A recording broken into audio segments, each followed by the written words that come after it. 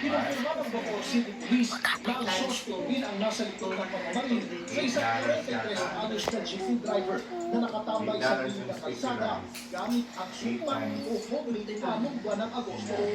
Nang pumalya ang sumpa, pinagahampas ng suspect ang biktima. Onse ang umano sa illegal na droga ang motibo sa krimen.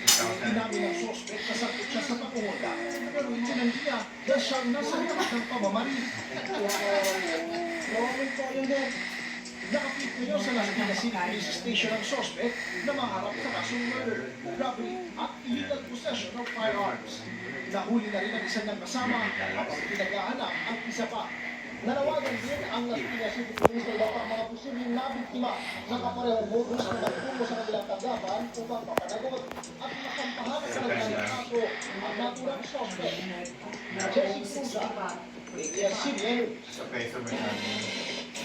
Arestado ang tatlong pulis matapos ireklamo ng panggugulo sa isang bar sa Quezon City. Nagpapatrol, Michael Belizo. Ipinupursige ng Philippine National Police ang kaso laban sa tatlong pulis na ito na naaresto dahil sa panoy panggugulo sa isang ATV bar sa barangay Sigapino Village na Quezon City. Sa investigasyon, madaling araw ng Biyernes o October 21, mga pulis sa kanyang motor na mismula umanong nakainom na. Kararating pa lang ay nakainitan na ang isang customer ng makasagian ng motorsiklo.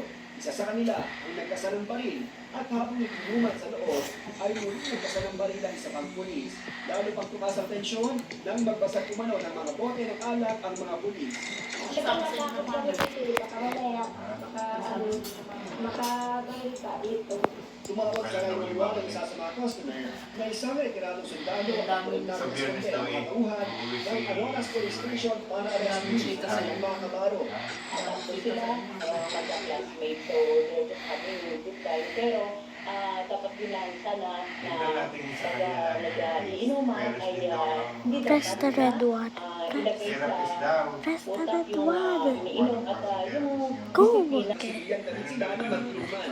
May mga lugar po kasi na pinagbabawal sa puntahan ng ating mga enforcement at kasama po dyan ang mga yung tanan ay mayroon ng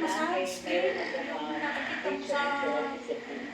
Nasa ospital ng criminal investigation at detention unit ng QCPD ang mga pulis at sumaybay na sa influence proceedings sa kasong sinahan na alarming scandal.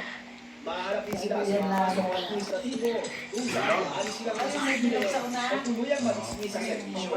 Pinilit QCPD District Director Randy Silvio na dito kong si Pili ang